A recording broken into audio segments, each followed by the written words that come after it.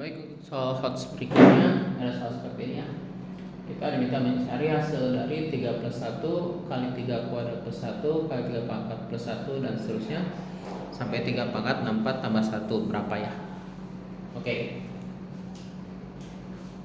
Kalau ada perkalian berpangkat dan beruntun seperti ini ya.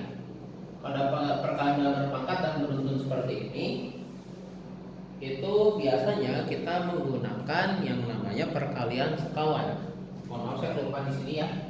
Sini ada plus 1 ya, maaf saya kelupaan. Jadi kalau bilangan berpangkat yang dikali beruntun seperti ini, biasanya kita menggunakan teori perkalian sekawan. Kali sekawan itu maksudnya begini. Kalau ada A kuadrat, kalau ada A ditambah B kali A min B, itu jadi A kuadrat min B kuadrat. Petunjuknya adalah kita harus menggunakan rumus perkali sekawan ini. Caranya gimana? Caranya kita mulai dari depan. Di depan sini kita kali sama angka 1. Jadi 1 kali 3 plus 1 kali 3 kuadrat plus 1 kali 3 pangkat 4 plus 1 kali 3 pangkat 8 plus 1 ya. Dan seterusnya ya sampai ujung. Dan seterusnya sampai ujung seperti ini.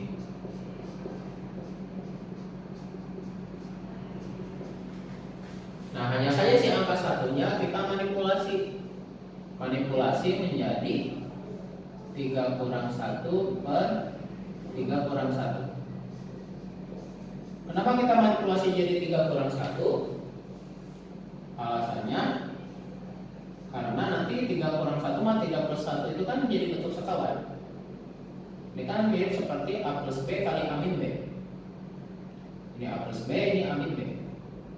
Karena ini sama ini mirip sama A plus B kali A min B kan. Seperti itu ya. Kita tulis sampai ujung ya.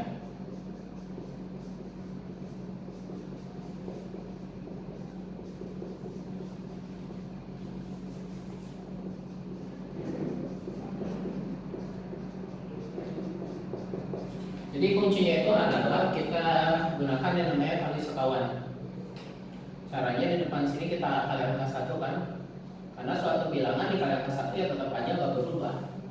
Hanya saja satunya dimanipulasi seperti ini dan nanti mereka berdua bisa dikali sekawan.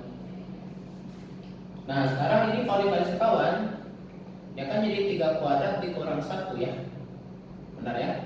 3 kuadrat dikurang 1. Oh berarti perkalian pertamanya jadi 3 kuadrat kurang 1 ya per 3 kurang 1 ya. Nanti kali lagi sama 3 kuadrat plus 1 3 pangkat 4 plus 1 3 pangkat 8 plus 1 dan seterusnya ya.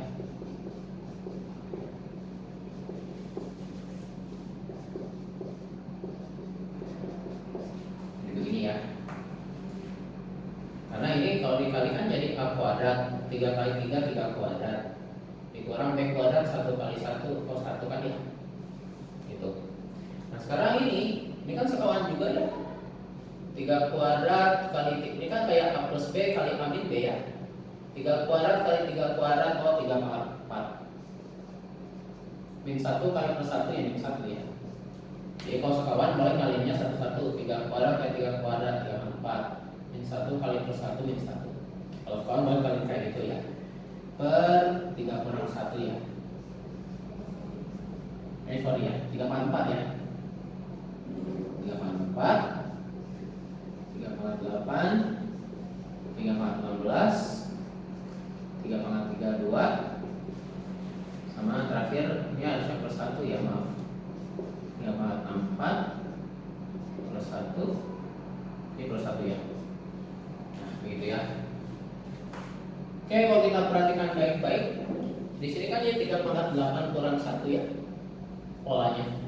Ini jadi 3 pangkat 8 kurang 1. Nanti 3 pangkat 8 kurang 1 kali sama ini 3 pangkat 8 kurang 1 kali 3 pangkat 8 plus 1. Oh jadi 3 pangkat 16 kan 3 pangkat 16 kurang 1 pasti kali ini kan 3 pangkat 16 kurang 1 kali ini 3 pangkat 32 kurang 1 kali ini 3 pangkat 64 kurang 1 kali ini 3 pangkat 128 kurang 1 kan. Berarti mereka semua ternyata kalau dikaliin itu adalah 3 pangkat 128 kurang 1. 3 kurang 1 2 kan? Berarti per 2. Karena pada pecahan dikalikan angka biasa, kita kalikan saja yang bagian atas-atasnya, yang bawahnya tetap 22 ditambah 1. Kita sederhanakan sedikit ya, dengan cara seperti ini ya. Caranya kita sederhanain, 1 itu kan bisa diubah ya sedikit jadi 2 per 2. Tujuannya biar bisa tambahnya karena penyebutnya sama. Min 1 tambah 2, jadi 3 pangkat 128 tambah 1 dibagi 2. Ternyata inilah bentuk sederhananya, bisa kita jumlahkan semua. 3 pangkat 128 tambah 1 dibagi 2. Baik, soal nomor 2 ada persegi ABCD yang panjang sisinya 8 ya. Terus E itu titik tengah AB, jadi AE sama EB nya 4 sama 4 ya. Nyatanya adalah panjang sisi DF nya berapa. Nah, cara kerjanya begini. Cara mudah mencari DF adalah dengan meminta bantuan DE. Maksudnya kita tarik garis dari D ke E. Tujuannya apa? Tujuannya itu biar nanti DCE itu jadi segitiga sama kaki. Nah, kenapa tahu sama kaki? Karena di sini 8 sama 4, sini 8 sama 4. Ini kan dua segitiga yang sama. Otomatis DE sama DC itu bakal sama panjang sisinya. Jadi CED itu bakal jadi segitiga sama kaki ya. Atau gini aja, sorry ya. Saya bikin gambar baru saja ya, maaf. Biar aku jelasnya. Oke, saya buat gambar baru aja di bawah. Oke, berarti cara kerjanya seperti ini ya. Biar saya enak menjelaskannya, saya bikin gambar baru saja.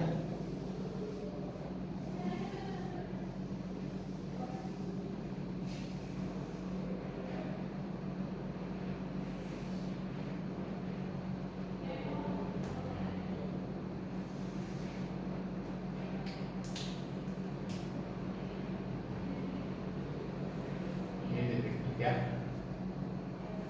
A, E, B, C, D. Ini persegi yang panjang sisinya 8, E-nya tengah-tengah bersegi 4 ya. Kita mencari DF ya. DF biar gampang ditemukan, biar gampang dicari, caranya adalah kita tarik garis dari D ke E. Kita tarik garis dulu dari D ke E. Tujuannya biar nanti CED itu nanti bakal jadi segitiga sama kaki. Jadi kita bikin aja si CED itu jadi segitiga sama kaki ya. Oke. Terus kalau mereka jadi segitiga sama kaki, kita tarik garis tinggi. Kita tarik garis tinggi dari E ke tengah-tengah DC.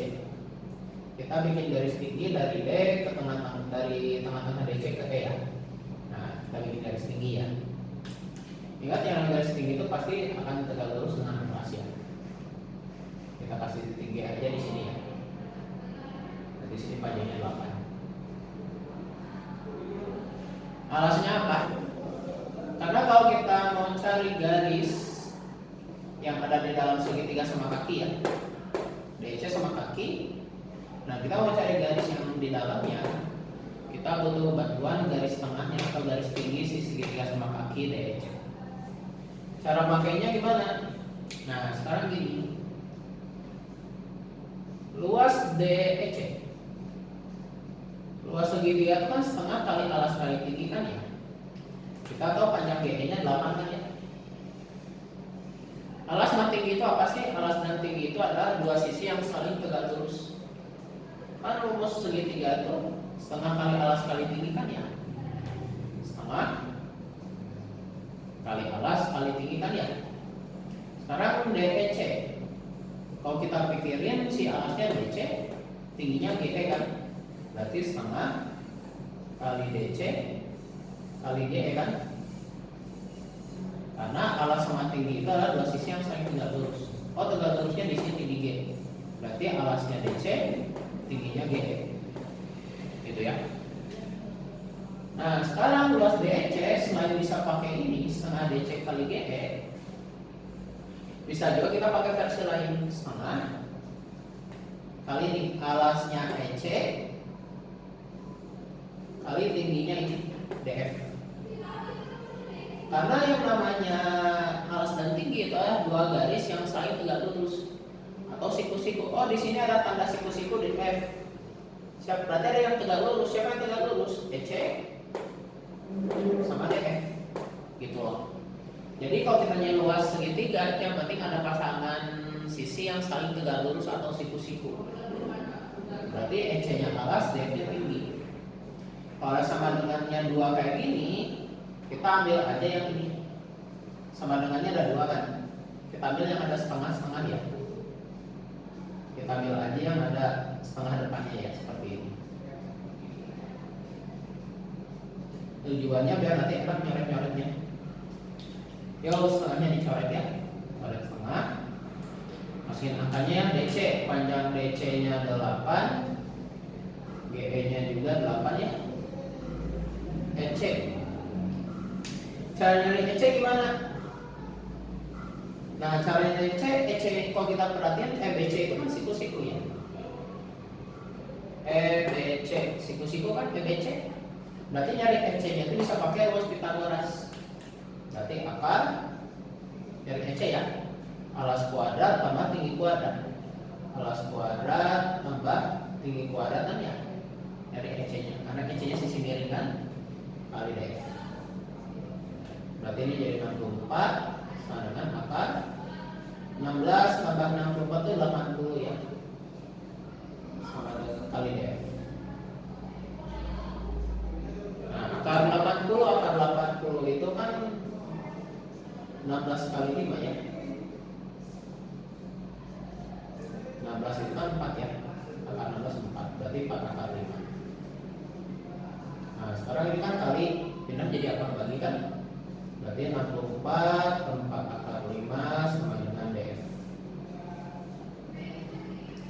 Nah, sekarang 60 ke samping ya. 64 bagi 4 kan 16 ya. Berarti panjang CDF-nya itu adalah sama dengan 16 dibagi akar 5. Gitu ya.